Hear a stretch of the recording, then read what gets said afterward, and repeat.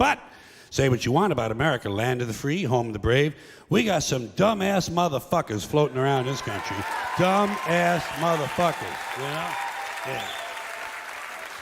Now, obviously, that doesn't include this audience. I understand that. You seem intelligent and perceptive, but the rest of them, holy jumping fucking shitballs. Dumber than a second coat of paint. And this ain't just ranting and raving. This ain't just blowing off steam. I got a little evidence to support my claim. It just seems to me, that only a really low IQ population could have taken this beautiful continent, this magnificent American landscape that we inherited. Well, actually, we stole it from the Mexicans and the Indians, but hey, it was nice when we stole it. It looked pretty good. It was pristine. Paradise. Have you seen it lately? Have you taken a good look at it lately? It's fucking embarrassing. Only a nation of unenlightened half-wits could have taken this beautiful place and turned it into what it is today, a shopping mall. A big fucking shopping mall. You know that? That's all you got. That's all you've got here, folks. Mile after mile of mall after mall. Many, many malls. Major malls and mini malls. They put the mini malls in between the major malls. And in between the mini malls, they put the mini marts. And in between the mini marts, you got the car lots, gas stations, muffler shops, laundromats, cheap hotels, fast food joints, strip clubs, and dirty bookstores. America the Beautiful. One big transcontinental commercial cesspool. And how do the people feel about all this? How do the people feel about living in a coast-to-coast shopping mall? Well, they think it's just fucking dandy. They think it is cool as can be because Americans love the mall. They love the mall. That's where they get to satisfy their two most prominent addictions at the same time: shopping and eating. Millions of semi-conscious Americans, day after day, shuffling through the malls, shopping and eating, especially eating. Americans love to eat. They are fatally attracted to the slow death of fast food. Hot dogs, corn dogs, triple bacon cheeseburgers, deep fried butter dipped in pork fat and cheese whiz, mayonnaise soaked barbecued mozzarella patty melts. Americans will eat anything, anything, anything. If you were selling sauteed raccoons' assholes on a stick, Americans would buy them and eat them, especially if you dipped them in butter and put a little salsa on them. This country is big time, pig time. Forget the bald eagle. You know what the national emblem of this country ought to be? A big bowl of macaroni and cheese. A big bowl, because everything in this country is king size. King size, extra large, and super jumbo, especially the fucking people. Have you seen some of the people in this country? Have you taken a good look at some of these big fat motherfuckers walking around? Big fat motherfuckers. Oh my God. Huge piles of redundant protoplasm lumbering through the malls like a fleet of interstate buses. The people in this country are immense, massive bellies, monstrous thighs, and big fat fucking asses.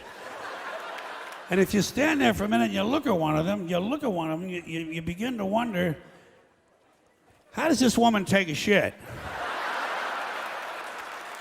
How does she shit? And even more frightening, how does she wipe her ass?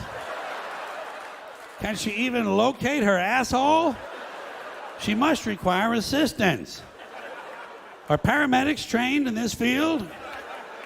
And standing right next to her, of course, with a plate full of nachos and a mouthful of pie is her clueless fucking husband, Joe Sixpack, with his monstrous swollen beer belly hanging dangerously out over his belt buckle. This guy ain't seen his dick since the Nixon administration. And if you stand there and you look at the two of them, you begin to wonder to yourself, do these people fuck? Is this man actually capable of fucking this woman? It doesn't seem structurally possible that these two people could achieve penetration.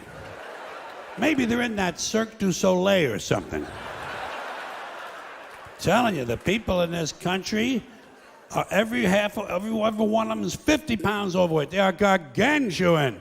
And in the summertime, God help us, in the summertime, they all want to wear short pants. Jesus, Lord, protector of all that is good and holy, deliver me from fat people in short pants. They all got short pants, big bellies, fat thighs, and dumb kids. Short pants, big bellies, fat thighs, and dumb kids. Every one of them's got 2 dumb-ass kids with them. And the whole family is wearing T-shirts, and every one of them's got the same T-shirt. I'm with stupid. Apparently in this country, the stupids are an extended family. And besides wearing them T-shirts, everyone in the family's got on a backpack. They got a backpack strapped to their back so they can carry around lots of stupid shit. And the reason they got to carry their stupid shit strapped to their backs is because their hands must remain free at all times to hold food. And to get that food up to the mouth where it gets shoveled in with all the rest of the disgusting shit they ate that day. And another reason for the backpacks is these people are going to buy even more stupid shit. They ain't got enough stupid shit at home. They just had a stupid shit sale. They ain't going to buy more. They're going to go out in the parking lot and stuff this stuff into the big, fat, ugly, oversized SUV that's got plenty of room in it. Plenty of room in it for stupid shit and lots of room left over for these big, fat, ugly motherfuckers to get them home. Stopping, of course, for jelly roll and fried dough. These people are efficient, professional, compulsive consumers. It's their civic duty, consumption. It's the new national pastime. Fuck baseball, it's consumption. The only true, lasting American value that's left, buying things. Buying things. People spending money they don't have on things they don't need. Money they don't have on things they don't need. So they can max out their credit cards and spend the rest of their lives paying 18% interest on something that costs $12.50. And they didn't like it when they got it home anyway. Not too bright, folks. Not too fucking bright.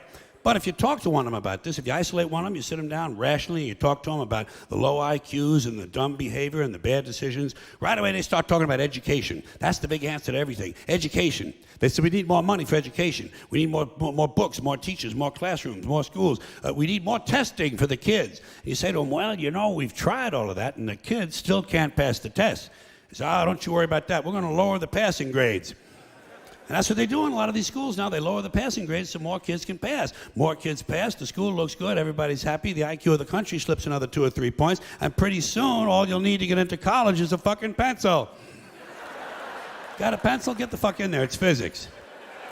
Then everyone wonders why 17 other countries graduate more scientists than we do. Education.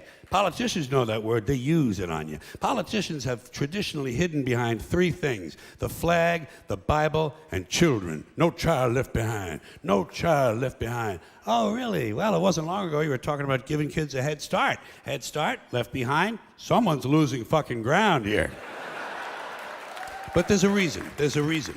There's a reason for this. There's a reason education sucks, and it's the same reason that it will never, ever, ever be fixed. It's never going to get any better. Don't look for it. Be happy with what you got. Because the owners of this country don't want that. I'm talking about the real owners now. The real owners, the big wealthy business interests that control things and make all the important decisions. Forget the politicians. The politicians are put there to give you the idea that you have freedom of choice. You don't.